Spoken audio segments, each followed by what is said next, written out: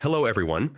In this tutorial, I'm going to show you how to edit the View All button text in the Dawn theme on your Shopify store.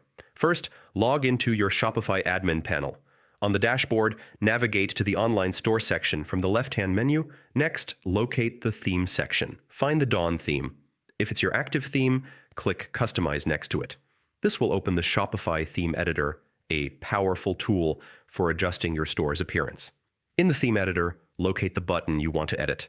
Click on it to open its settings.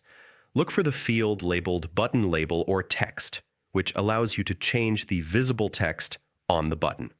Type in your desired text that better fits your branding or encourages customers to explore more products. Finally, make sure to click Save at the top right corner of the editor to apply your changes. Without saving, your edits won't appear on the live store. And there you have it. In just a few simple steps, you've successfully customized the View All button text in the Dawn theme. Thanks for watching. Don't forget to subscribe to our channel, and I'll see you in the next video.